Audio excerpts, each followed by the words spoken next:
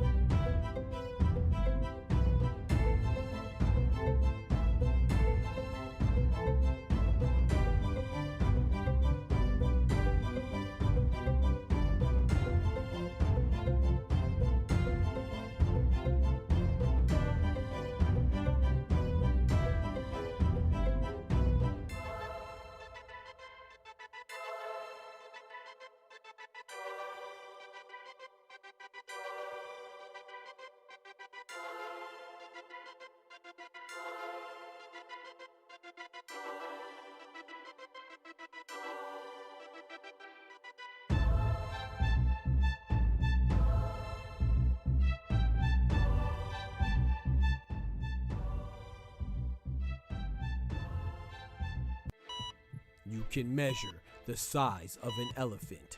You can clock the speed of a cheetah, but you can't quantify the heart of a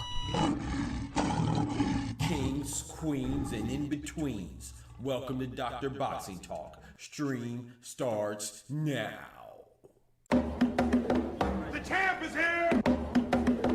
The champ is here! The champ is here! The champ is here! The champ is here! The champ is here! The champ is here! The champ is here! If I tell you I'm good, probably you will say I'm boasting. But if I tell you I'm no good, you know one line.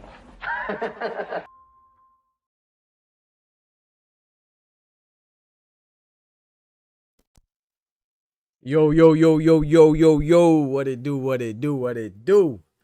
Good, great, grand new week to y'all. Great Sunday, you feel me? Wonderful Sunday, wonderful day to be alive. Every day is a wonderful day to be alive. Brethren and sisters, boys and girls, ladies and lads, hermanos, mi hermanas, kings and queens, and everything in between. Y'all know what time it is. Doctor's in the house. Let's get it, let's get it, let's get it. You know, we got to hit this roll call as well. We got let's see, we got Smoochie in the building. We got mi hermano carnal Oscar Perez in the building. Let's get it, let's get it, let's get it. Don't forget to smack that like button if you haven't done so already. If you have done so already, I appreciate you. You feel me? K Rolo. That means what's up? Hey, I know K Pasa. I ain't no K Rolo though. Thank you. You put me on game. So what's good, my brothers? What's good, my sisters?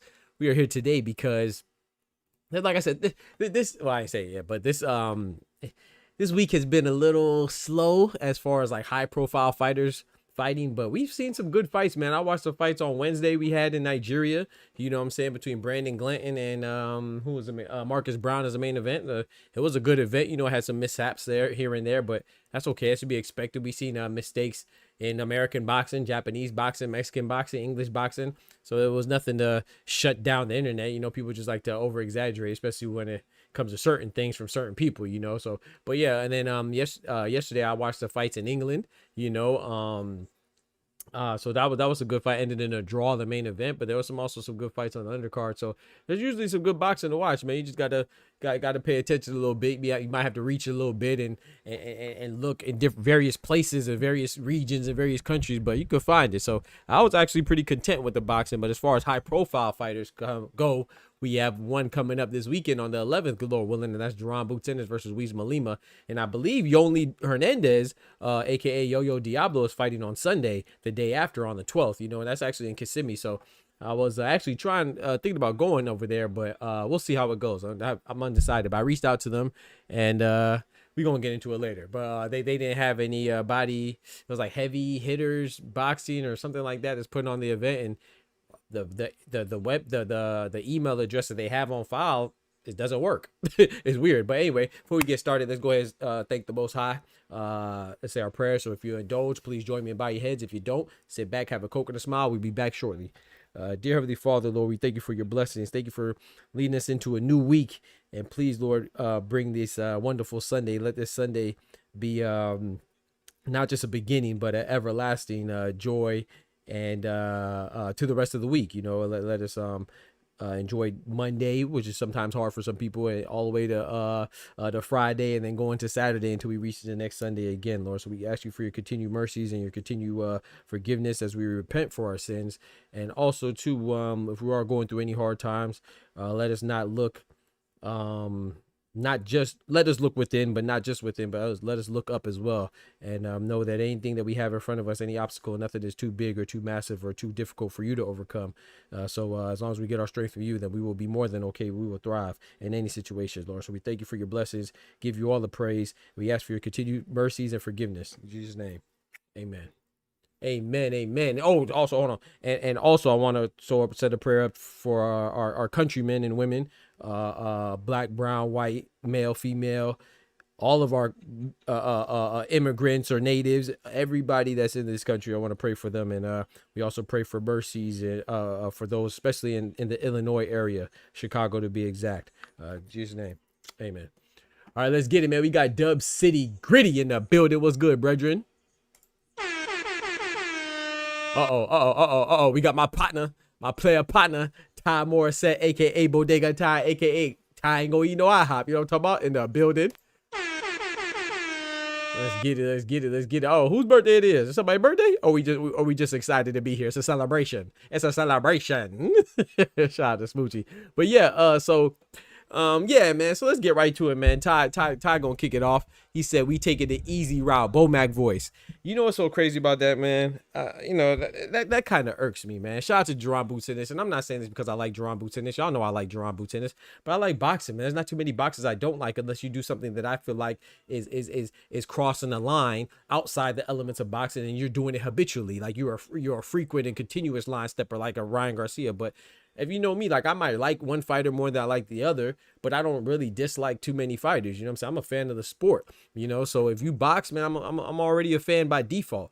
But, you know, Jaron Boots Ennis to me is getting a lot of the American Jaron Boots Ennis, a former unified 147-pound welterweight champion for the IBF and the WBA and Ring Magazine champion. He's making his debut on the 11th, like I already talked about at the beginning, on Saturday in Philly, right? Good Lord willing, and he's facing Wiz Malima. I know Wiz Malima is not a big household name, but how many fighters have been fighting household names outside of Canelo and Bud fighting each other? How many people are fighting household names? You see what I'm saying? And especially at your debut at a new weight class. Israel Madrimov was a champion when Terrence Bud Crawford made his debut, you know, against a WBA undefeated, what's he from? Uzbekistan champion, I believe is he from Uzbekistan? I don't remember where he's from, but yeah, Israel Madrimov was an undefeated champion for the WBA. He's not a household name. You know what I'm saying? Janabek is a unified champion at 160 with the IBF WBO. When's the last time he fought a name, period, regardless of a household name?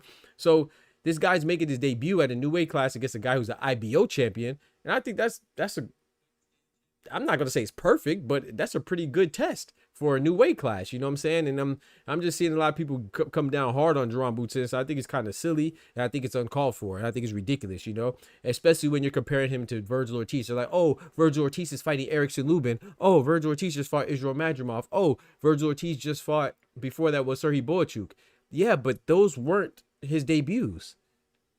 Serhiy Boachuk was his third fight at 154. Israel Madrimov was his fourth fight at 154. Erickson Lubin is going to be his fifth fight at 154. These are all great opponents. Don't get me wrong. I love those fights. Shout out to Vergil Ortiz. I like Vergil Ortiz, another American junior middleweight contender. I think him and Boots are going to make a great fight. I don't know who's going to win. I think it's up in the air. I would lean more so towards Boots. But what I don't tolerate and what I can't ignore is the fact that people are acting like, oh, Vergil Ortiz just fought some super stiff competition since he's been campaigning at 154. He hasn't fought super stiff competition at all throughout his career, let alone 154. When he got to 154, his first fight was against Frederick Lawson, a guy who's been stopped multiple times, a guy who had a medical. We always talk about Vergil Ortiz's medical issue, right? You know, about his rhabdomyolysis. We don't ever talk about his first opponent who had signs of brain aneurysm and barely had the fight cleared in Frederick Lawson. That was his first opponent at 154. And then his next opponent was Thomas Delorme, a guy that not only Terrence Crawford beat before, but Jaron Boots Ennis also beat before. In the same fashion that Vergil Ortiz did it, but he did it before. I think Terrence Crawford stopped Thomas Delorme in 6 rounds. Jaron Boots Ennis Stanionis, I think he went the distance with Delorme. And then Boots beat him in 1 round, beat Delorme in 1 round, and then Vergil Ortiz beat Delorme in 1 round. So those are his first 2 fights. And Wiesma Lima has 1 loss, and he's an IBO champion. His 1 loss was by decision to Aaron McKenna, who's a contender right now. So if you compare their opponents for their debuts at 154, which is a more accurate comparison, not where they're at now, then by far Jaron Boots Ennis is not only more accomplished than Vergil Ortiz, but his opposition has been more stiff than Vergil Ortiz for a debut at 154 and when they were at 147 together. It's just a fact.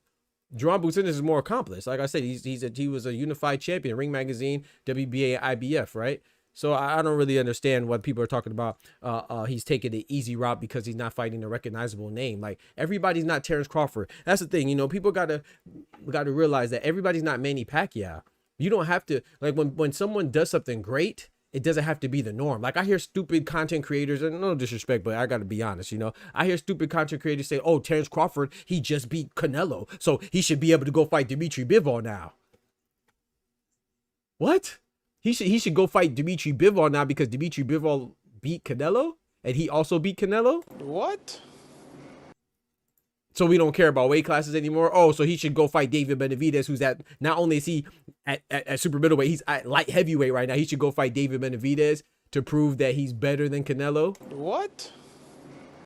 I think it's good enough for him to prove that he's better than Canelo by just beating Canelo. Like, what are we talking about? Like, and this coming from a Canelo fan. Like, we got to stop being ridiculous. Like, Roy Jones went up to heavyweight. That doesn't mean that that's the norm. Terrence Crawford moved to a new weight class and fought a champion in his debut. That's not the norm. So when someone doesn't do something that's exceptional, that doesn't mean that they're doing anything subpar. And if you are going to require other fighters, if you're going to require certain fighters to go the extra mile, then keep the same energy for everybody. Don't just be don't pick and choose when to selectively apply your critiques or your demands, or make your demands when it comes to people going over or doing more than others. You see what I'm saying? It's like, I just think that's ridiculous, man. I think Boots, I seen some people talking about, oh yeah, Boots is taking the easy route to a title. He's taking the easy route to a title. He was already a title holder, a unified title holder. He's moving up, and they're saying that this fight will now retroactively, that means after it was already made, they're saying that this might be for the WBA interim belt. You know why it's for the WBA interim belt? Not because they're giving some special concession to Boots. It's because Abbas Barao, who had the interim belt after he won it off of Jonas Tellis, he just was elevated to the full champion. Once again, we're talking about the WBA. If you didn't check out my last video, go check it out right now. I go in on the WBA. We focus on the fighters and not the administrative bodies that make these rules. The fighters don't determine what fight is for a belt or not. It's the sanctioning bodies because it's their belt. So when the WBA decided to suddenly make Ryan Garcia and Rolly Romero for a belt, so because they thought Ryan Garcia was going to win, so they could elevate him because he's a popular guy. That's not Rolly Romero's fault that he got elevated instead of Ryan Garcia because he spoiled the plans and he actually won a fight because he was the one that's been a former champion, not Ryan Garcia. Same with the WBA and Gervonta Tank Davis. We may not like Tank fighting Jake Paul, but it's not Tank's fault that the WBA don't want to strip him.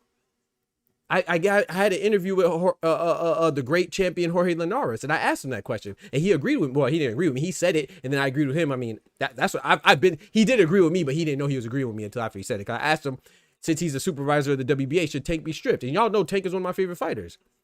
But I don't cap for nobody. I think that if he's going to fight Tank, that's cool. I mean, if he's going to fight Jake, that's cool, but he should be stripped. Because Lucas Body just won a title eliminator in his last time out. So the belt, he deserves a chance to get the belt. But it's not Tank's fault. Tank can't hold the belts any more than the sanctioned bodies will allow him to. You see what I'm saying? So, like, if Tank doesn't get stripped, that's not on Tank. That's on WBA and President Gilberto Mendoza. So if Boots fights Weisman Lima for an interim belt, that's not on Boots or Weisman Lima. That's on President Gilberto Mendoza. And if he does move, and if he does become an interim champion, that means he gets to fight the current title holder with Abbas Barao. Abbas Barao just upset Jonas Tellis. What's easy about that? Because I guarantee you, if Vergil Ortiz was fighting Abbas Barao or Xander Zayas was fighting Abbas Barao, y'all would applaud him. Even Eric Saluba, disrespect to Eric Saluba, I like Eric Saluba too, but I bet you if Eric Saluba was fighting Abbas Barao, nobody would complain. But Boots is going the WBA, aka the Abbas Barao route, and all of a sudden it's the easy route.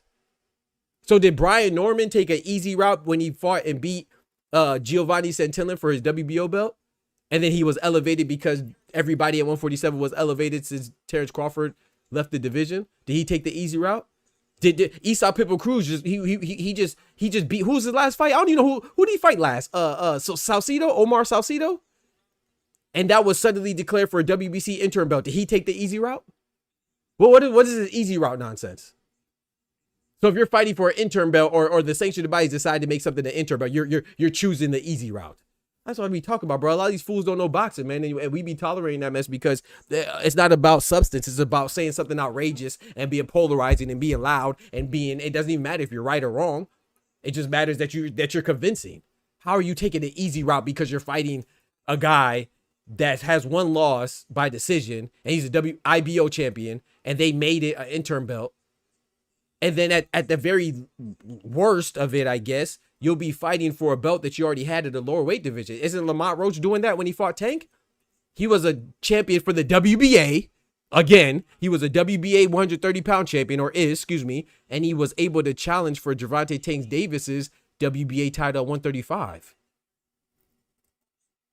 So now Boots is fighting a guy at his debut in order to get a chance to potentially, because Weisman Lima could beat Boots. It is boxing. You don't know what's gonna happen. Nothing's already written. We think Boots is gonna win, but upsets happen, right? As Caleb Plant and Amado Resendez, he was just upset. But anyway, he's gonna get he has a chance, the potential to be a WBA interim champion to fight the WBA title holder. I thought that's what we wanted. I thought we don't want people to get elevated. Oh, but since there's a title holder now, and it's somebody that you probably don't know of because you probably didn't watch Abbas Barao when he fought Jonas Tellis and won the interim belt. Now it's the easy route just because you don't know shit about boxing. But instead of just admitting that you don't know nothing about boxing, you rather tear down the fighters and claim that you're a boxing fan. Like, bro, you can't win, bro. You can't win because if you're David Benavidez and you get and they strip Dimitri Bivol and give you the WBC belt, now you're an email champion. Like David Benavidez asked to be an email champion. You think any of these fighters go to sleep or go spar and go run the blocks and then go to sleep at night and dream of winning the belt via email? bro, it's crazy to me, man. Shout out to Pat Bandero in the building.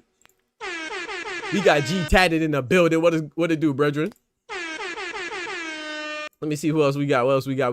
My bad. I just had to go off real quick, but I think it's crazy, bro. He said, shout out to my brother Oscar, man. He said, you got sellouts. Ryan could be the face of boxing. Come on now. And Tank never been a champion. Come on now. Bro, that's what's running boxing right now, man. Shout out to Max. I like Max, man, but you saying some nonsense. I can't let that junk slide, man. Not while I'm here. He said people over here saying Janibek is a monster, Vergil's a monster, but Boots is over. You feel me? And that's the thing. I think I don't mind people saying I know if you didn't see the content, but I will revisit it. I don't mind people saying Janibek's a monster, but you can't tell me that Janibek is a monster because he's undefeated and he's a unified champion, but you can't name anybody he fought. But he's a monster, though. But then you go look at Boots, who's also a unified champion, who's also undefeated, and you don't know a lot of people that he fought, but you know a couple. But he's not a monster because he's unproven because you don't know anybody he fought. You see the contradiction there? The hypocrisy there? You're a hypocrite. On one hand, Janibek's a beast because he's unified and he's undefeated, even though you don't know the personnel on his resume. But then Boots, he needs to do more, even though he's also unified and he's also undefeated. And he also had the Ring Magazine belt. And you also know who Amantes Stanionis is because he was an undefeated WBA champion. And you also know who Karen Chukadzian is. And you also know Royman Villa because he beat Speedy Brashidi. So I'm not saying you know everybody. And I'm not saying everybody is a beast that Boots fought. But you can't tell me three people. Like I said before, not only can you not tell me who Janibek fought, you probably can't even tell me Janibek's last name. You probably can't tell me where Janibek's from. You probably can't even tell me what Janibek's promotional companies are. I can because I watch box. I know it's Janibek Alim Kanuli. He's on Top Rank. He's from Kazakhstan. And his best win is probably Denzel Bentley. No disrespect to Denzel Bentley. Shout out to Denzel Bentley, or, you know, he's one of our English brethren. So Denzel, you know, they don't say Denzel, they say Denzel, you know, Denzel Bentley. But beating Denzel Bentley, Stephen Butler, Anuel Namasenge, Andre Mikhailovich, Vaughn Alexander, that doesn't make you a beast, man. I'm sorry. I only know 5 people on this. I mean, I know more than 5. But I'm saying that I'm only able to name people on his resume because I really watch boxing probably too much than is healthy. But you can't tell me, if you can't name somebody on that, you can't tell me Boots isn't good because he's fighting Weez Malima and you don't know him, but then turn around and also tell me, Tim Bradley, that Janabek is good when you also don't know anybody on his resume. Right. I don't care how good he makes it look. Who is he fighting? Who? Exactly, bro. They be contradictory, bro. But let me catch you, man. He fought Aaron McKenna 4 days off the couch, and he's number 7 middleweight side of Dub City. Boots is going right into an interbelt eliminator. He'll be right there with Vergil and probably get it right. Exactly. What's the problem? I don't see the problem, bro. That's all I'm saying. I don't see the problem. I don't see the problem with the route that Boots is taking. Like I said, he was a WBA champion. It's not like they were trying to give him something like they tried to give Ryan Garcia in the Rolly fight. Like, I don't understand. I mean, Teofimo's a WBO champion. I didn't hear too many people tripping that he was fighting Steve Claggett. And then he fought Arnold Barbosa, who probably should have had an L to Sean McComb on the undercard of Ryan Garcia and Devin Haney. He got away with a robbery. Not his fault. You know, fighters fight, judges judge, and officials officiate. So it's on the judges. But, you know what I'm saying? Arnold Barbosa wasn't some beast. Come on, man. He did look good against Catterall, though. But, you know, see what Smoochie said. Smoochie said 100. You feel me? 100. 100. He said, Oscar, let Max tell us he's been chosen. He's been chosen up next since 2019. Nah, they're habitual pickers. Come on now. Thank you, Ty. You guys saw us could be yeah, man. I think it's crazy, bro. He said Abbas Barral was on an 18-month layoff. Bro, Abbas Barral's good, man. He may not be the most skilled, but he has heart. That's what he showed against Jonas Tellis. I don't think anybody would argue that Jonas Tellis is more skilled than Abbas Barral. But shout out to Abbas Barral, man, the Togolese fighter out of Germany, or should I say, no, the German fighter out of Togo, right? Because he fights out of Germany, but he's from the country of Togo, right? So shout out to the Togolese WBA champion now at 154, Abbas Barral. What's wrong with fighting him for a belt? Xander Zayas fought Jorge Garcia Perez for a belt, and I like Xander Zayas. I'm not knocking him. I'm saying that what's the problem? Abbas Barral is a better opponent than Jorge Garcia Perez. Even though Jorge beat Charles Kama, but still, you see what I'm saying? Like, this wouldn't be. What's wrong with that? I'm really lost. I don't understand. I don't think anybody can articulate why that's a bad move either. You see what I'm saying? Why? What's wrong with going the WBA route? What's the problem? I don't understand. I really don't. I'm really confused. Pat Bandero, my brother out of the Congo, you know what I'm saying? Shout out to my brother, man, out of the DRC, formerly known as Zaire. Talk to him. Big Pat in the building. They say it's an easy route because Abbas was elevated. It doesn't matter. Everybody's elevated. Why was he elevated, Dub? Don't give him excuses, bro. Let's talk about it. Why was he elevated? They don't say it because he's elevated, because no one cares about people being elevated. They only care when it's convenient, right? Because why was he elevated? He was elevated because who was a champion? Terrence Bud Crawford. Terrence Bud Crawford just beat Cinnamon. That's why he was elevated. Abbas Barral fought Jonas Tellis, who was an interim champion. That means that if Abbas Barral would have lost, Jonas Tellis would have been elevated. Just like everybody at 147, whether you talk about Mario Barrios, Jaron Boots Ennis, and Montes Stanionis, or Brian Norman, all 4 of those champions were elevated. Why? Because the great, phenomenal Badman,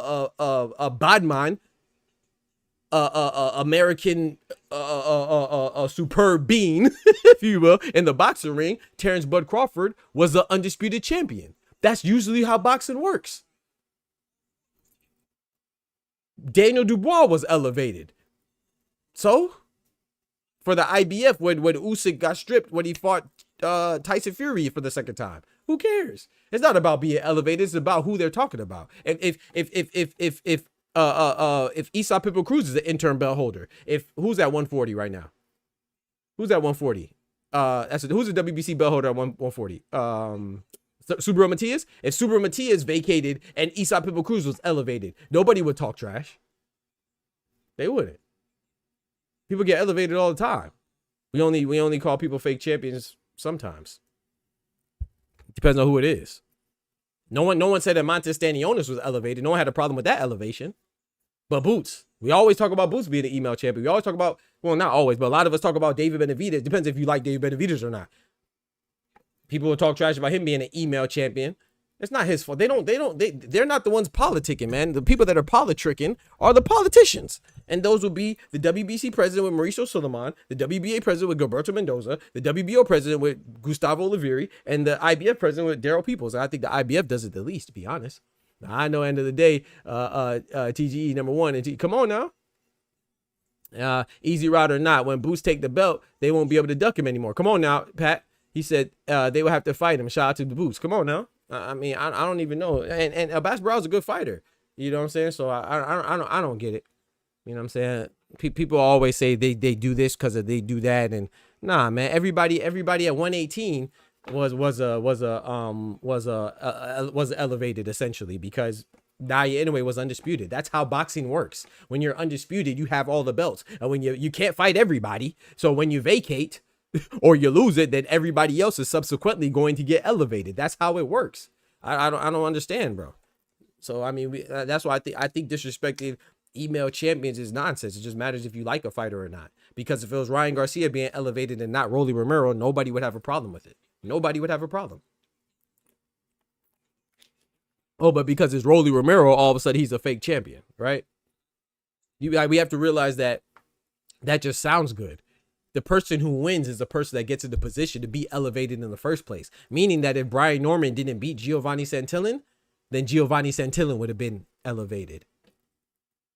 If Daniel Dubois didn't beat Filip Hrgovic, then Filip Hrgovic would have been elevated. If David Benavidez didn't beat what's his name? David Morrell, then well, actually, I don't believe that. I ain't gonna lie. If David Morrell would have won, I don't think that Mauricio Suleiman would have stripped Dimitri Bivol. But just for argument's sake, if David Benavidez would have lost to David Morrell, then David Morrell would have been the one that was elevated. That's how I understand. That's how it goes. If Jonas Tellis would have beat up Ass Burrell, then he would have been elevated. That's how it works. I said, well, Badgerball fought for a vacant and one fought for the interim. What's the difference? They say he fought for it. Abbas was elevated. Yeah, I mean, that's the thing. I don't know. I don't know how you feel about it, but I don't really care about vacant. Like, if you're a title holder, you're a title holder. Now, I'm not saying that all champions are made equal. No, some people have a harder path than others, right? You know, to get the let's say, for example, give me somebody I don't know. Give me okay, Subriel Matias. Subriel Matias just fought Alberto Puello. That's a tough fight.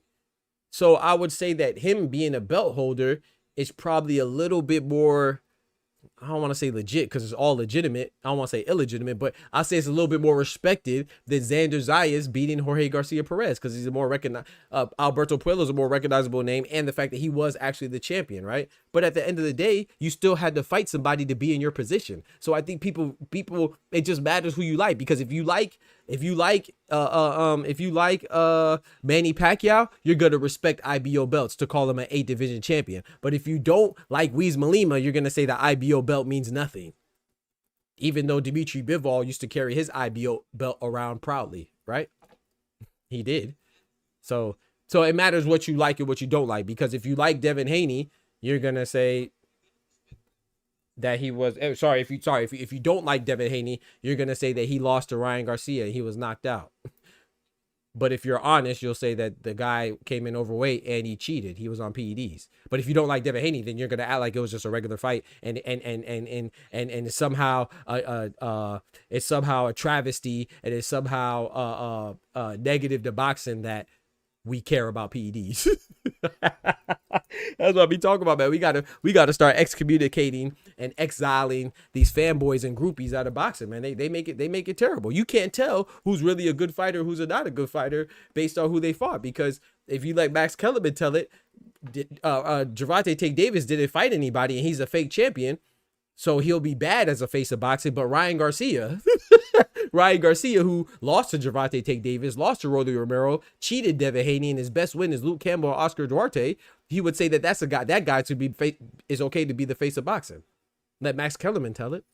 Even though I guess people forgot who Jose Sniper Pedraza was, because last time I checked, a lot of people didn't think Keyshawn Davis was good until he beat Jose Sniper Pedraza. Well, Gervonta Tank Davis beat Pedraza a decade before that, and he was an undefeated champion. Oh, but he ain't beat nobody though. Leo Santa Cruz is 38-2-1. He only has 2 losses, one to Gervonta Tank Davis, the other one to Carl Frampton. If you don't know who Carl Frampton is, if you ever watched DAZN and they're doing a British broadcast like they did this Saturday, you would hear Carl Frampton talk because he's one of the main commentators. That's who Leo Santa Cruz lost to. And by the way, he avenged that loss, meaning he got it back. So he has 2 losses. One loss he avenged, and the other loss was Tank. And he has 38 wins, and he's a 4 division. Not an email champ, not an interim champ, not an IBO champ, a legitimate full champion in 4 different divisions. That guy's a Hall of Famer.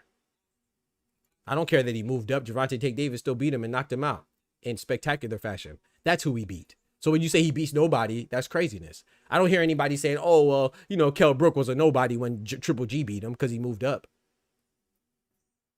Terrence Crawford just moved up, and we saw what he did to my my boy Cinnamon. So it is what it is, man. People pick and choose, man. People pick and choose. You know what I'm saying? This man said, who did he beat? Rolly. I guess you forgot about who Jose Sniper Pedraza was. I mean, I don't know, man. I guess you forgot Hector Luis Garcia was a champion. I guess you forgot that Mario Barrios is a champion right now. But I guess he doesn't count because it was for a regular belt, right? That's what we say, right? So you can't fight. You can't get emailed a belt. You can't get an intern belt. You can't get a regular belt. Well, but if you're Manny Pacquiao though, because 8 division, because one of his 8 division belts are a couple regulars and intern belts. You see what I'm saying? One of his 8 division belts are IBO. You know. So, but we pick and choose, right? We pick and choose when we want to legitimize a regular belts, and intern belts, and email belts, and elevations, and IBOs. You know what I'm saying? We pick and choose. You know, we pick and choose. Manny Pacquiao, the IBO belt means something. Manny Pacquiao, the intern belts mean something. Manny Pacquiao, the regular belts mean something. Okay. You let me know, man. You let me know. You let me know when it works and when it's legit and when it's illegit. Let me know, Ty. I need help. Cause I don't know, man. I don't know. I don't know when I'm supposed to respect the intern belt or respect the elevation. Like, is it okay for me to respect David Benavidez's WBC belt? I think it is. But do you? Is it okay for me to respect the route that Gerard Boots said this is taken to the WBA? If he could get there, I think it is. Do you?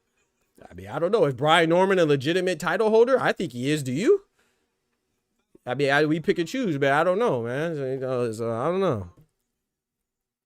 I don't know, man. I don't know, man. I don't know, man. You know. So yeah, y'all gotta let me know, man. Doctor, just to make sure, in the 154, Barao is regular champion, right? No, he just got elevated full champ. There are no intern champions or super champions. No, that's incorrect. There are interns with the WBA. Can you please clarify? No problem, bro. No, you good, Pat. Yeah, appreciate you asking too. But yeah, there are. So Yotis Tellis was an interim title holder, and remember, Bud was a full 154 WBA champion when he beat Israel Madrimov.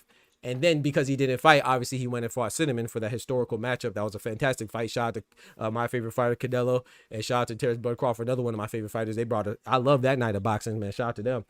They did that. But yeah, so Bud was a full 154 champion. He moved on to fight Canelo. So as soon as the WBA and President Gilberto Mendoza announced that as soon as the bell rung, they would officially strip him. So once that bell rung, they stripped Bud of the WBA belt, and then since Abbas Barao beat the interim WBA champion at 154 and Yotis Tellis, he was naturally elevated to full champ. So there are interim belts at 154, and Abbas Barao should be respected, in my personal opinion, as a full champion, because I have no doubt that if Yotis Tellis would have beat Abbas Barao and he got elevated, that he would be respected as a full champion. So you guys dang right, I respect Abbas Barao, the German fighter out of Togo, as a full champion. You guys dang right I do.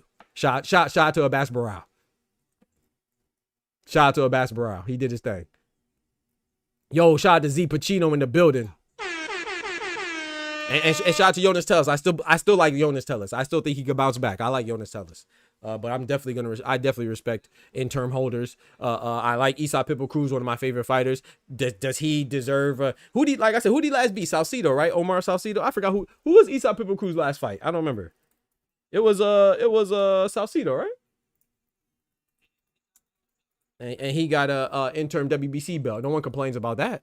Where'd that come from? Yeah, Omar Salcido. Yeah, where'd that come from? I'm not mad at it. Shout out to Isaac Pitbull Cruz. Hey, if he would have lost, then Omar Salcido would have been it. You feel what I'm saying? So shout out to them, man. That's gonna be a good fight. Speaking of Pitbull Cruz, oh man, did y'all see this? This Lamont Road. Yeah, Omar, thank you, Z. Shout out to you, bro. Thank you. Yeah. Y'all check this out, man. Y'all saw this? Speaking of Pitbull Cruise, man, I thought this was pretty creative, man. Hopefully I can show this without getting what's that thing called? Without getting copyright.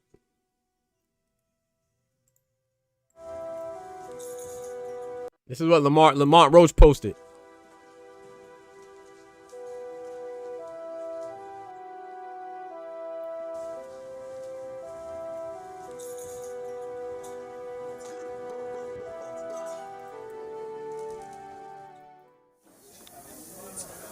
Hi guys.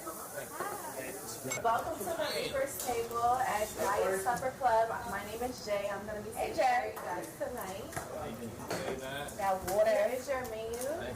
And why you not on the menu? I'm not for sale. Oh, I wasn't paying for that shit. Ain't nothing in here free. Hey, what's up with this old man special?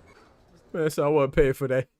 But brothers gonna be brothers, man. No problem, Pat. Oh, that's You're welcome, brother. Gary Russell Jr. This rare occasion food, it only comes once. Oh, let me move my face so y'all can see what they put. Hold on. I'm not for sale. Oh, I wasn't paying for that shit. Ain't nothing in here free. Hey, what's up with this old man special? Oh, that's the Gary Russell Jr. This rare occasion food, it only comes once or twice a year, and it comes with very brittle hands, short arms. But this meal is very perfectly paired with a big ass mouth, and it's the easiest catch of the season. Still, the easiest catch is crazy. Nah, we good. So, what about the unicorn dish? But baby, this one is for the big girls. If I was you, I wouldn't bite off more than I could chew. More than I could chew. Hold on. I done seen this before, and I heard about what's going on right here. The old man special, Alexander I could Usyk. chew it. No, just look. This is I mean, the GOAT. All right, look, we're gonna skip the appetizers, right? We're gonna go straight to the main course, because that's why we really here. Okay. What do you recommend? Well, most people that come in here, they like the Brick City silver platter, but you look like a big dog, so I think I would recommend the gourmet duck.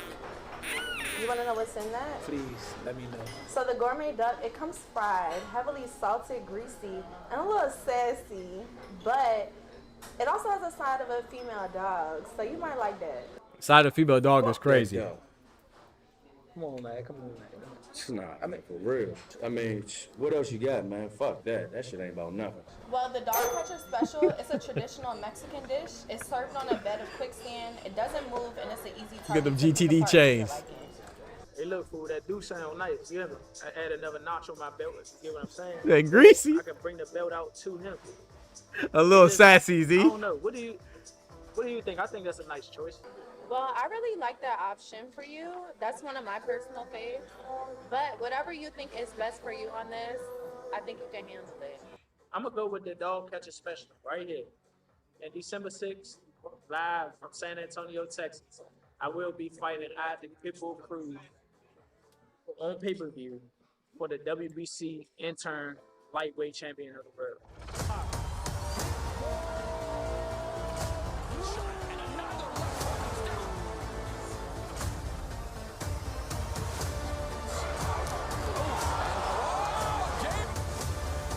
Oh! David Scott. Whoa! That just be cracking me up, bro. That's how we all react, though, man. We get a knockdown. Or somebody get wobbled. Legend though. I thought it was cool, man. I ain't gonna lie. I thought that was cool. A little creative and stuff like that. He said whack, does a duck come with a case? Hey, might need to come with a case outside that thing too. That's crazy. Hey, but yeah, I thought it was pretty. One thing I will say though, and this is not on Lamont Roach, because that was a draw. A lot of people thought that he won, so I'm not mad at it. But he showed a highlight, and part of that highlight, it was Lamont Roach and Pitbull Cruz, right? He showed highlights for the fight for Pitbull and Tank, and Pitbull lost, and then he showed highlight for him and Tank, and it was a draw. I just always think that's funny. But hey, that was a good fight though. But shout out to, but I want to say this too with Lamont Roach, like I was saying before, we could get mad at Tank for not fighting him, yeah, because I think Tank should fight Lamont Roach. I'm mad that he's fighting what's his name? Who he fighting? Jake Paul, and I want him to fight Lamont Roach or Shakur Stevenson. But it's not Shakur. It's not Tank's fault that he does not have the belt, or that he's allowed to keep the belt. Excuse me. That's never the fighter's fault, man. It's the administrative bodies, man. That's on President Gilberto Mendoza. If you notice, the WBA has been looking very shaky lately, man. They've been letting a lot of weird stuff go on, you know. Tank should be stripped. If Tank's not stripped, that's not his fault. You see what I'm saying? That's on the WBA. Abbas is a mandate, so it shouldn't be a reason why the WBA would not allow it. Right? Yeah, they should allow it. That is a good one from Lamont. I ain't gonna front. Yeah, shout out to Lamont, man. I love it, man. I think that I love it, man. You gotta take advantage of your opportunity, and he's going up there to fight for the interim belt. I'm assuming he's fighting for Pitbull's WBC interim belt. So if he wins that at 140, we could potentially get him and Subra Matias. Or Pitbull and Subra Matias. It doesn't matter. You know, those are both great fights. So somebody asked me something and I missed it. Pat said no, somebody said something about, I don't remember what they said. Oh, he said, yeah, somebody said something about Xander fighting the Bass. Yeah, Xander wants to fight the Bass because if you remember, I interviewed Xander Zayas, and he said that he wanted to fight Jonas Tellis because he thought, like most people, that Jonas Tellis was going to win on the undercard as a co-main of Yanquiel Rivera versus Angelina Cordova. I was actually attending that fight. That's how I was able to interview Xander. You go check it out on the channel. But Xander was saying that, yeah, he wants to fight Jonas Tellis. But Jonas Tellis lost. And if you watch that fight, you see Xander's eyes still stuck to the script, and he went in there and had a face-off in the ring post-fight with the Bass Barral. So yeah, you know he's pursuing that, but like I think Ty said it, I'm not sure if they'll allow Xander to do that. That's a dangerous fight, man. Xander is only 22 years old. I think Xander's eyes is a beast. I'm not saying that I would love the fight. I'm not saying protect him. What I'm saying is that ain't nothing wrong with taking your time. You know what I'm saying? And I think that Xander's eyes being young, being the most green at 154 for the top contenders and the champions, I wouldn't suggest, as a fan, I want it. But if I'm top rank, you know, top rank like Sakado, their fighters, I wouldn't let him fight Abbas Barral's first title defense. His first title of defense be a unification. Oh, that'd be fire. Don't get me wrong now, that'd be fire. But I don't know if they're going for that. That's a good rumble. Come on now, that's a good rumble, Pacino. I'm telling you, Xander and Abbas is a good one. Yeah, and they're former sparring partners. Yeah, that too. Yeah, so they have a familiarity. That's a good one. That's a good one. I'm not mad at it. But I don't know if it happens. You watched the fight last night? Yeah, I watched it, man. Do I agree with the draw? Yeah, I thought it was a draw. Collins was a little sharper, but Lorente, he was, or Lawrence. So I said Lorente. Lawrence. I think his name how it's pronounced. I'm not sure, but he was his gas tank, man. He was pressing the fight the whole time. So I thought the draw was good. I wasn't mad at all, and it seemed like they weren't really too mad themselves. But I'm not gonna lie though. What was that? That was what, featherweight, right, Pat? I think one of them wanted Fulton or something. Yeah, I don't think that they pose a threat to any of the featherweight champions. So it might be a blessing in disguise that they got a draw. I ain't gonna lie, because I got all the champions beat the hell out of them. I ain't gonna lie. You talk about the IBF champion Angelo Leo, you talk about the WBC champion Stephen Fulton, WBA champion Nick Ball. You know, I'm not even big on Nick Ball, but I got Nick Ball beating both of them. And then I definitely got El Divino, you know, Espinosa. I think he's the best at 126. He'll probably beat them both at the same time and the same night. No disrespect, but to be honest. But yeah, I watched it. Did you like it though? I thought it was a pretty good fight though. You want to build your champion before you throw him in the fight. Yeah, exactly. That's how I feel, Z. That's how I feel. I feel like they might want to give him a couple, you know, lighter touches. Like I said, he is young. I mean, him and Xander's eyes is like him and Schofield are the same age. They both young, you know. So I know a lot of people are mad about Floyd Kid Schofield fighting Jojo Diaz, but brother, man, yeah, he's not a champion. Why does he have to fight somebody that's like, I don't know. Like, who do you want him to fight?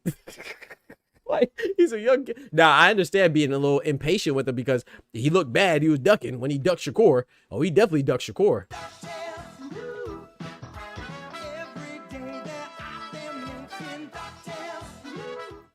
Schofield definitely ducked Shakur, Kid Austin, but he's still a young guy. He has a lot of time. You know, him and Xander's eyes are their career so far is almost identical. I don't know why my camera will not. Come on, man. It's like blurry, bro. There we go. But yeah, so I think Schofield versus Jojo Diaz, that's a good step in progression for Schofield. So I'm not mad at it. But yeah, my point was that Xander's eyes, he just got the belt.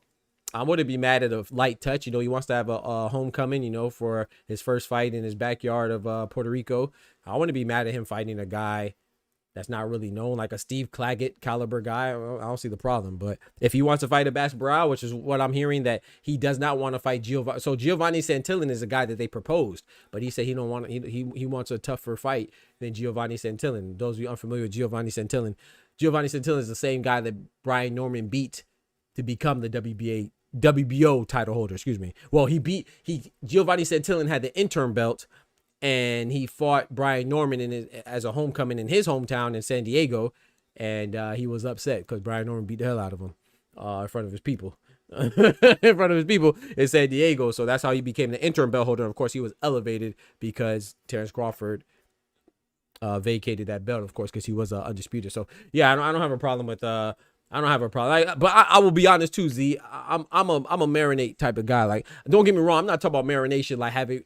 3, 4, 5 years over season it, you know what I'm saying? Don't over season it, but I'm never really mad at young fighters not fighting each other immediately. Like even when Anthony Cuba and Kermel Moulton fought, I was like, dang, I was surprised that fight happened. You know what I'm saying? And Anthony Cuba just bounced back and had a win like last week or 2 weeks ago, but I didn't think that fight had happened. But I also thought Canelo and Austin Trout was too early at the time that they fought. Like, but I mean, I'm never mad at it. You know, it's good boxing, but just the way the nature of boxing is, man. When these fighters lose, and we tend to throw them away, we tend to throw them in the trash. You can't just have an L. If you have an L, no matter who good you look, no matter how good your opposition was, they're gonna say you trash.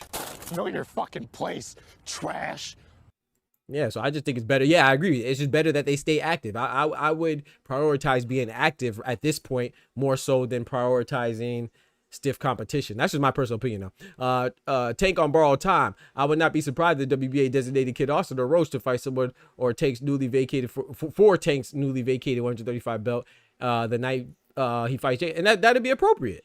But the way the WBA is moving, I don't know, man. But like I said, I mean, Jorge Linares, you know, former champion. Shout out to the great Jorge Linares.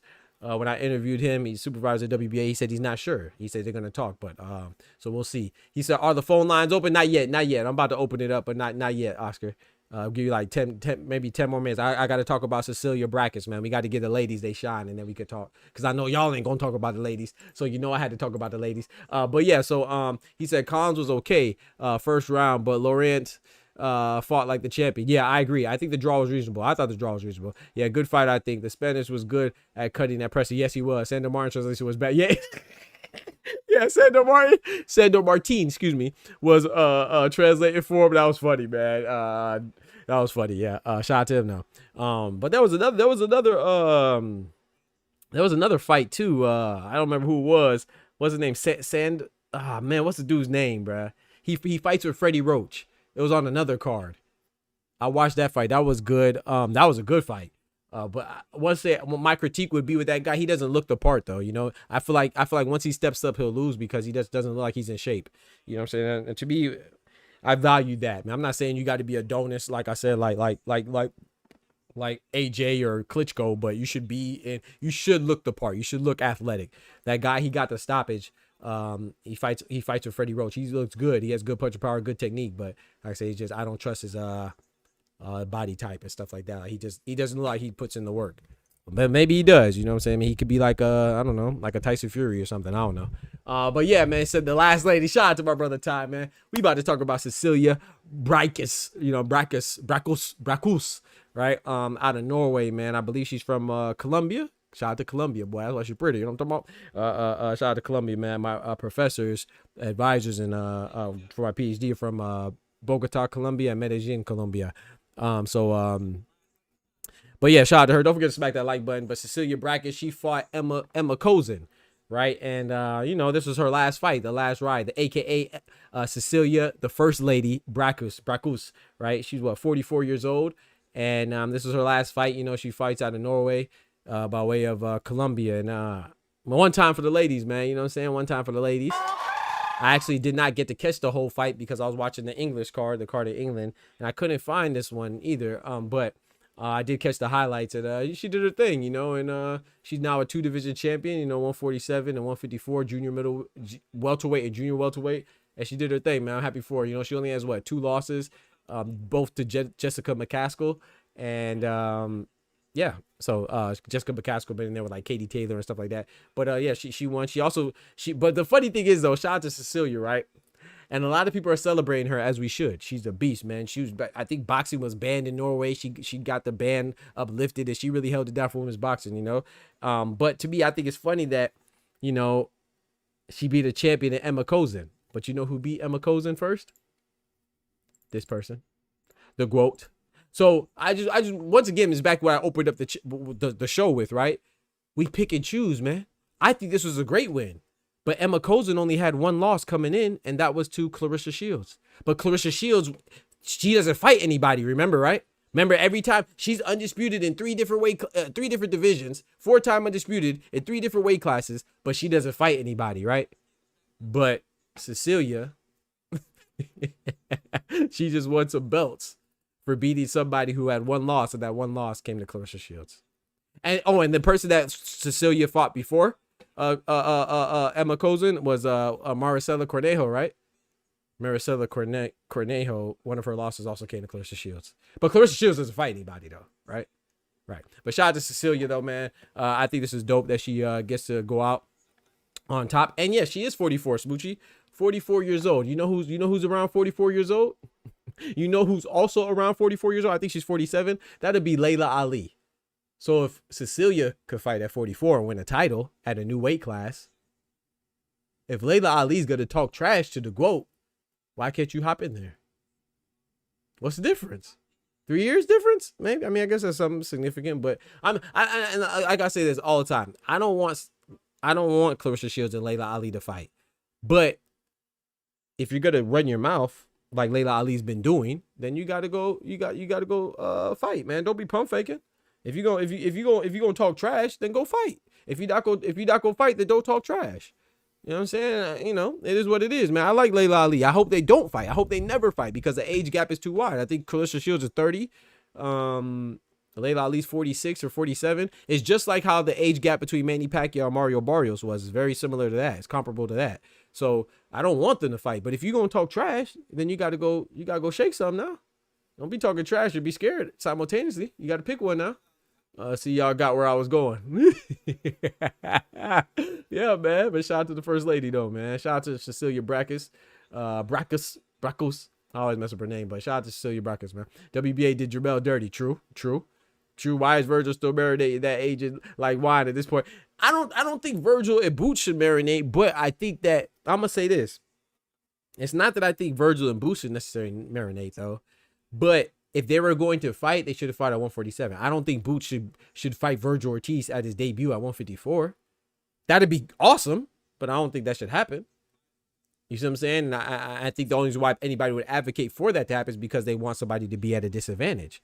Because, like I said again, Vergil Ortiz debut at 154, he didn't fight anybody that was notable. He fought Frederick Lawson and Thomas Delorme. And Thomas Delorme is a guy that Boots already beat, and Stanionis already beat, and Terrence Crawford already beat. You see what I'm saying? So and no disrespect to Thomas Delorme, he's a good fighter. But at the point that Vergil Ortiz fought him, in fact, I think that was his last fight, he wasn't necessarily a good fighter. So don't make it seem like Vergil Ortiz is just fighting these monsters at 154 the whole time. He wasn't. His debut at 154 was against a pedestrian at best. You know what I'm saying? His opposition for his debuts, his first 2 fights at 154 is pedestrian at best. You know what I'm saying? Mediocre at best. So Weizma Lima is definitely better than Frederick Lawson and Thomas Delorme. So I'm just saying, like, if they weren't going to fight at 147, I think that it's okay for Boots to get a what's it called? Get a feet wet fight. Get your feet wet. You see what I'm saying? Like get a fight to get acclimated to the division. I think Weizma Lima serves that purpose.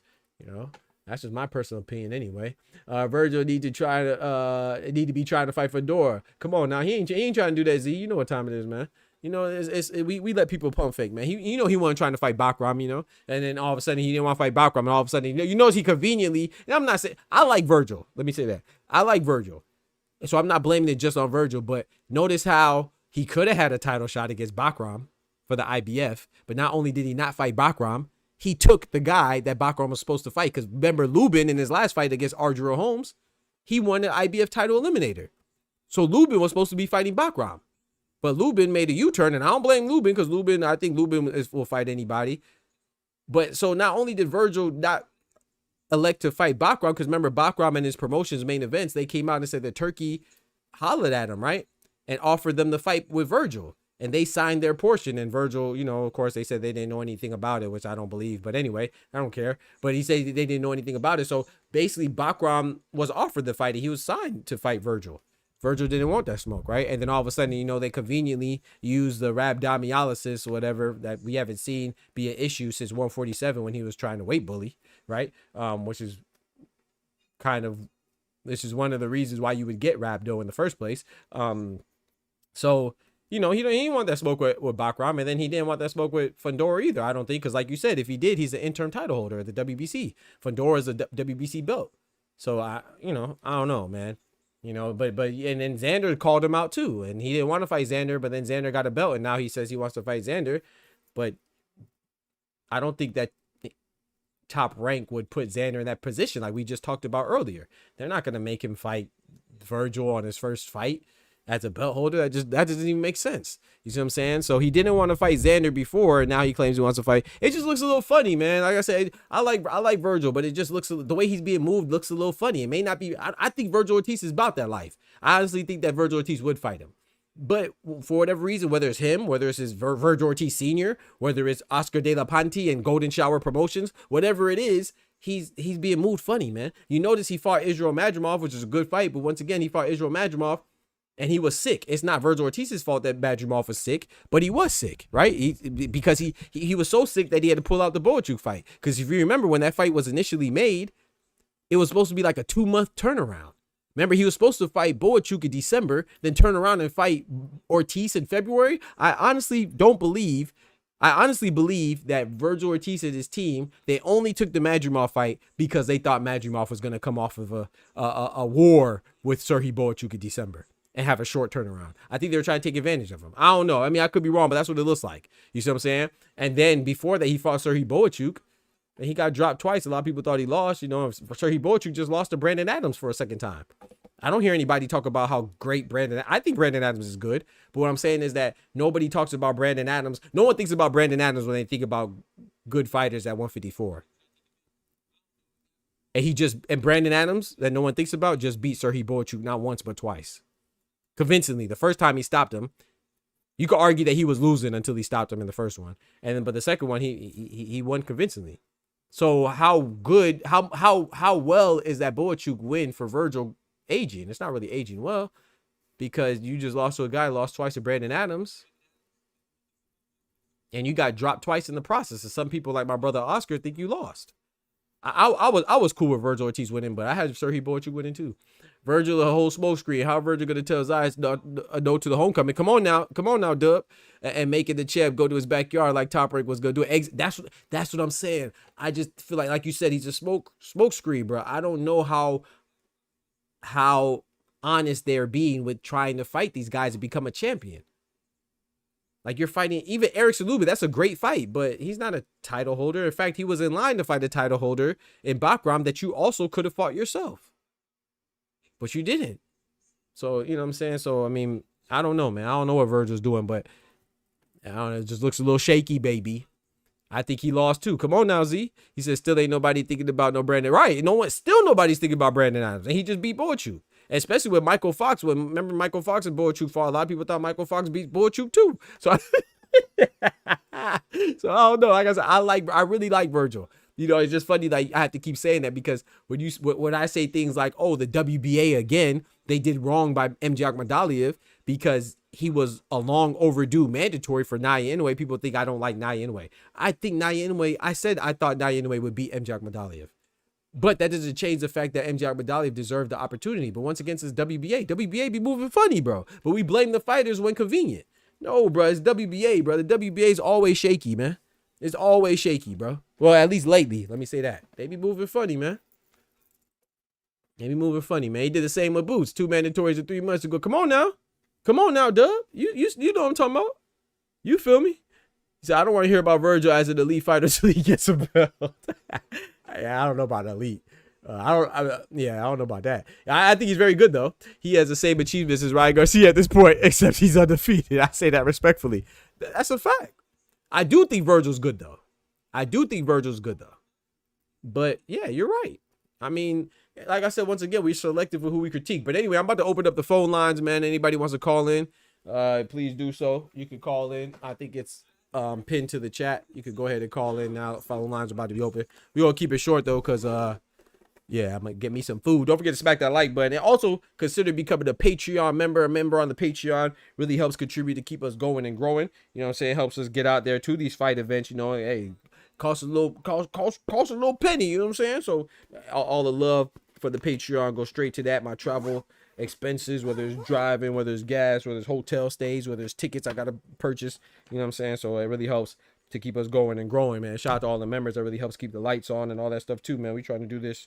Not trying. We are doing this full time, so we just trying to get where we need to go. Cause yeah. So let's just keep it going, man. We be locked in with this boxing talk, man. Ain't no one talk about Cecilia Braekhus except for us. You feel me? And I also want to say this too, man. One time for the ladies. You know what I'm saying? One time for the ladies. I also want to say this as well. You know, I was gonna be live a little earlier, but speaking of the ladies, you know what I'm talking about. I had to watch the NBA Finals, WNBA Finals, excuse me. Game 2, man. The Aces cooked Mercury, but it was a good game until the third quarter, towards the end of the third quarter. Then the Aces pulled away, but Aces take a commanding 2-0 lead, and this is actually the first WNBA Finals that's a 7-game series. So they're also breaking history with that, man. So that's why I got on at 5:45 because the game didn't end till 5:30. So I was gonna be on, but I was watching that game, baby. You know what I'm saying? I'll be celebrating, supporting and celebrating the women, man. Not just in boxing, but also in basketball. Basketball, boxing, my two favorite sports. But women are some of my favorite things. You know what I'm talking about? God is good. But Dub said Boots will stop Ortiz at side 8. Ooh, I don't know about that. I think it's a good fight. I would lean towards Boots, but I don't know. I still think that's a good fight, man. I'm not sure. Vergil cried about and Duck Boots out. Come on, now. I mean, who did he fight? I mean, he didn't fight Bud. He claimed he wanted to fight Bud. Bud was at 147. You ain't fight him either. I'm not saying it's Bud's fault. I'm not saying it's Vergil's fault. I'm not saying it's Boots' fault. But I don't believe that everybody's ducking Vergil. I don't believe that. But I don't know whose fault it is, you know. I know I don't believe that. I'm gonna cry about not needing Boots and Lubit is a bigger name. Yeah, come on, man. Shout out to Erickson Lubit, though. I think shout out to Vergil T. Shout out to Erickson Lubit. This is gonna be a good fight now. I cannot complain about that fight now. That's a good fight, Dub. Gosh dang.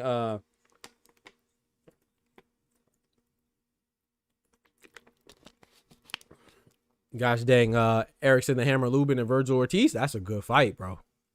That is a good fight, man. Opening up the phone lines. Not gonna be open too long, but the phone lines are open.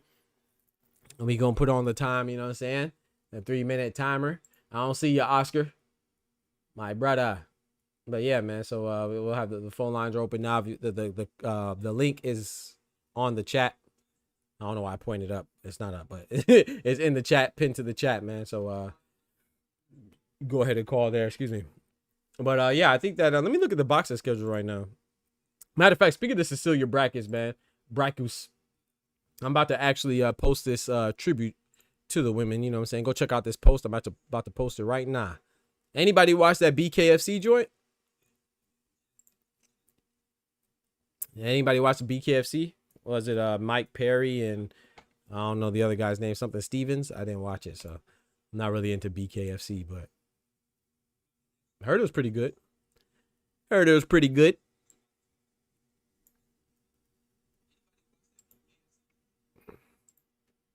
Let me post this real quick. One time for Cecilia Brækhus. About to make this post for Cecilia Brækhus. You know what I'm talking about? The first lady. Ty said he's not going. The last lady is crazy.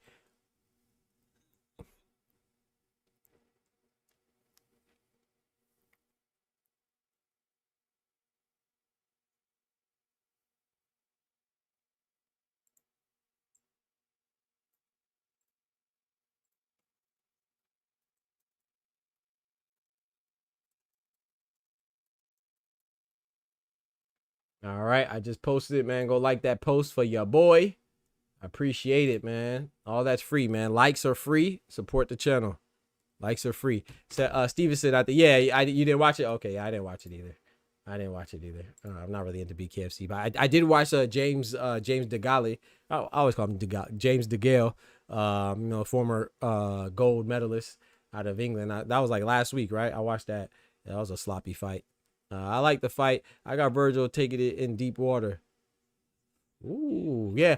I don't know, man. I got Boots. I got Boots by decision right now for Vergil. I actually got Boots by decision against Lima either. I don't think he might stop Lima. I don't know, but I'm not sure. We'll see.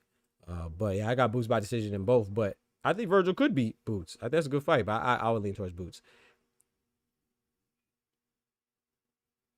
I think people sleeping on Karen at 147. I watched the Boots fights again. Yeah, I think Karen will give a problem to them at 147, including absolutely. Karen's bro. I said this too. Karen, to me, he's just in a terrible spot, right? He's one of those guys that the risk doesn't match the reward. You won't get notoriety for beating him because the average person doesn't know him. But he's a great risk. He might be your most difficult fight. You see what I'm saying? To date. So he's like a Sandor Martin, right? He's going to be a tough fight for everybody. You see what I'm saying? So, but there's just no point in fighting him because he's not a champion. He doesn't have a big backing, doesn't have a high profile. So why would you fight that? So people got to realize too, that boxing is a business, and you're not going to go and sign up for a guy that is difficult with no reward. You know what I'm saying? But yeah, I agree with that. I think Karen beats Stanionis. I don't know. I think that's a good fight.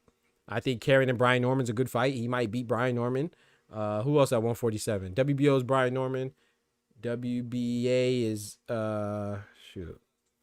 Who's the WBA at 147? Rolly Romero. Oh man. Karen, I rock with Rolly. Rolly's my guy. But Karen would beat Rolly. Karen would beat Rolly. WBC, Mario Barrios. Karen would probably beat Mario Barrios. The IBF is who? Lewis Crocker. Karen would beat Lewis Crocker. So Mario Barrios and Karen, that's a good fight. I'll be rooting for Mario. I like Mario Barrios a lot, but I don't know if he beats Karen. Rolly Romero, I like Rolly a lot, but I don't think he beats Karen. WBC Mario Barrios, that's a good fight. WBA Rolly Romero, Karen, I think Karen's a nightmare for Rolly. IBF is Lewis Crocker. I think Karen beats Lewis Crocker. WBO Brian Norman. I would lean towards Brian Norman, but that's a good fight. So I don't know. Yo, 2-4 in the building. 2-4 in the building, man. So yeah, I think Karen, there's just no point in fighting Karen. Shout out to Karen. That sucks though. That sucks for was he Ukrainian or German? I think he's Ukrainian, right? I don't know. But shout out to him though. Chukadzian. Rolly versus Karen is a great fight. I don't know, Pat. Shout out to my boy Rolly, but I don't think the way Karen fights tactically, no. I think that might be bad for Rolly. Maybe for Barrios too, though. And that's why I think him and Brian Norman could be bad too. I would lean towards Brian Norman though. I think that equalizer with that power might get him, but I don't know though too. I don't know. Karen is good though. Karen is good, so that's a tough fight for anybody. Stanionis and Karen's a good fight. I don't know who wins that. Shout out to Stanionis. He just bounced back earlier this week or last week, excuse me. Yeah, so hey, but yeah, I'm about to go ahead and call it, man. I'm about to get me some food, man. I'm hungry. That's what people are gonna want to call up. So I'm gonna be back on. I should be back on tomorrow. I'm sorry, I know it's gonna be a short show, but I gotta get me some food, man. Your boy hungry. I gotta go get me some food. Karen would beat Norman. Ooh, his movie would take Norman's power away completely. Ooh, talk to him, Dub. He said he'll beat Norman. Dropping bombs on the chat. Yeah, Karen's a tough fight, man. Karen is a tough fight, man. He's smoking majority of 147. He's smoking him. He said he's smoking him, bro. I don't know, man. Shout out to my boy Brian Norman. Hey, man, what's up with Brian Norman, though, man? Hey, Brian Norman, Devin Haney coming up soon. Brian Norman and Devin Haney coming up soon, y'all. Adios, Smoochie. Adios. But yeah, I appreciate y'all rocking. I gotta give me some food. I ain't gonna lie, I'm very hungry. I was watching that. I was working on some gosh dang. I was editing and stuff while I was watching the WNBA game. But yeah, man. Chelsea Gray was hitting them gosh dang no look passes. Remind me of my homeboy. He's hitting me with no look passes and stuff. But yeah, man. One time for Cecilia Braekhus.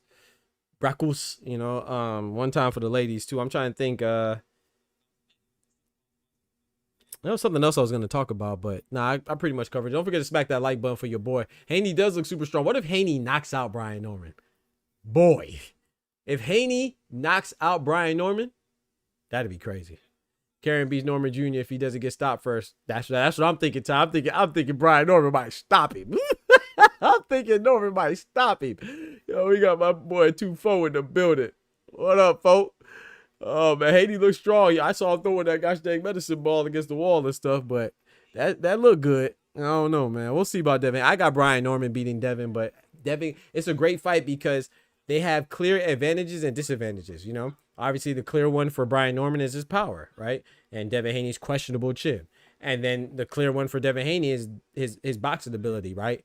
So and his agility. So yeah, I think this is a great stylistic matchup, you know. So they both have advantages and disadvantages that are clear. So I think it's pretty much a good 50-50 fight, man. I'm just leaning towards Norman. I think what's the name's a good fight too. Bam and Puma, that's a good fight too. Bam Rodriguez and Puma Martinez for unification at 115. Junior bantamweight, that's a great fight too on the same night. And then Dave Benavidez and Anthony Yard, that's a good fight too. You know, a lot of people sleeping on Anthony Yard, man. I think that's a great test. Anthony Yard's like a tank. Like a big tank, you gonna come at you now. You know, of course, he lost the big ones, right? You know, he lost to Beterbiev for a title. He lost to Kovalev for a title. He also lost to Lyndon Arthur, but he got that back. You know, he beat him actually they had a trilogy, if I'm not mistaken, and he beat him twice. So they stopped him on did he stop him on the last one? I think so, if my memory serves me correctly. So Anthony Yard's a good fighter, man. He's a good fighter, man. It's gonna be a good test for Benny. I like Dave Benavidez a lot, though. One of my favorite fighters right there. So I got Dave Benavidez winning, but yeah, it's tough out, man. I really want to see what's next because Dave Benavidez, I watched an interview with Benavidez Sr., and he was talking about what's next for him. And I made a video about it. Go check it out a couple of days ago, but he confirmed it too. Ja Pataya could be on the menu for David Benavidez. So next day, hey, I hope they don't take advantage of David Benavidez because that's why I like David Benavidez. Reminds me of Errol Spence. He just about that life. He'll fight anybody, anytime, man. Warrior type things. You know what I'm saying? Shout out to both the Americans, Errol Spence and David Benavidez. But David Benavidez, though, they're talking about he could be fighting. Obviously, fighting Anthony Yard. Then next could be Beterbiev. If because on the same card, Beterbiev is fighting Dion Nichols, right? So he could fight Anthony Yard, then Beterbiev, then Bivol, and then fight Apataya next. That's nuts. Like I said, it might not come into fruition. For his sake, I hope it doesn't. That's too much, bro. And you know what I'm saying? Hopefully, I like Big Turk, you know what I'm saying? But I'm hoping he doesn't take it. I'm about to slide, Oscar. I'm about to slide, man. Now I gotta get some food. Now my mind's on food. So, but I should be on tomorrow though. Good Lord willing, Oscar. My bad, bro. I gotta get me some food. But yeah, I think that David Benavidez, man. You can't fight all of them back to back to back, not consecutively, bro. Like we'll love it. I love it, but he is young too, though. So he's 28 years old. So he a big dude. So I don't know. We'll see. But also too, I want to see what's next for my boy Cinnamon, man. I got to see what's next with my boy Cinnamon. See what my boy doing next, man. After his elbow surgery, hopefully he'll come back and give us another fight, man. And you know what I'm saying? Or bing somebody up. Bing, bing, bing.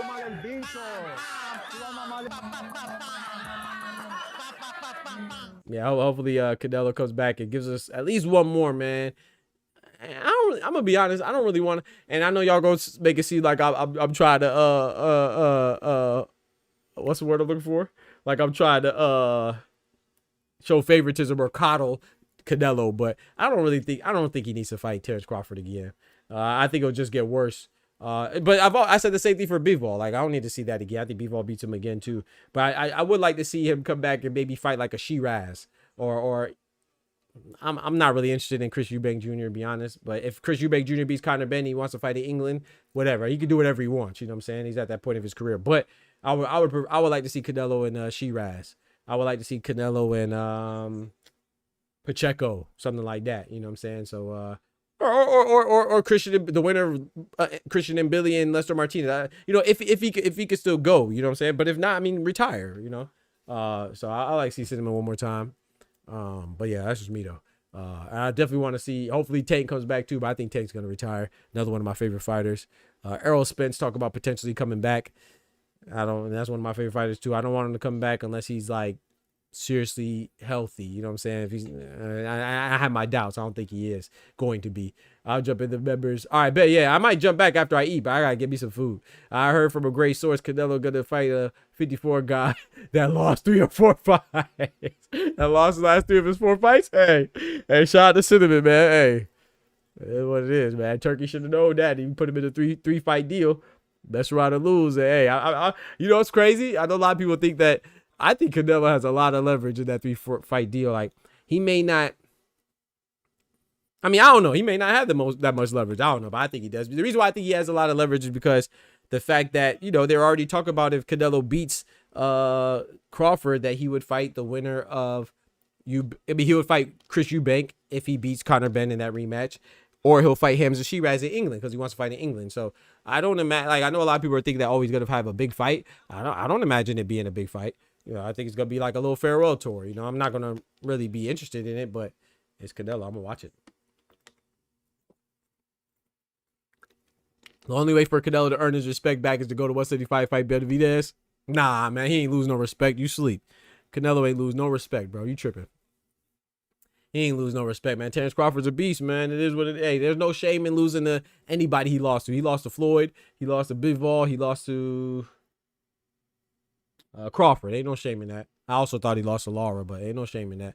He said they're looking at dates now. You talk about Spencer Chillier. I'm not sure about that. Of course, that's been talked about, but I'm not sure that's happening. It might though. It might. I know that's a rumor. We'll see though, man. We'll see, Dub. Maybe you're right though. Maybe I mean, like I said, I've seen those reports, but I believe it when I see it, man. But yeah, man, y'all be easy. Take care of yourselves. Don't forget to smack that like button. You feel me? Shout out to all the members. I appreciate y'all for real for rocking. Yeah, man, smack that like button like always, man. I really appreciate that. And subscribe to the channel if you haven't done so already, man. You know, man and woman, hit that bell, turn on notifications as well. Turn up all the videos, smack this like button, tell y'all your people about it. And yeah, man, let's get this channel popping, man. I appreciate y'all rocking. Don't forget to smack that like button, but most importantly, remember with God, we can do anything. Without God, we're nothing. The doctor's out. Peace. Happy Sunday, y'all. God bless.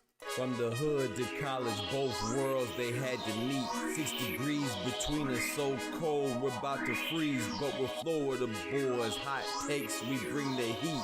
We're moving the culture, the engineers to the streets.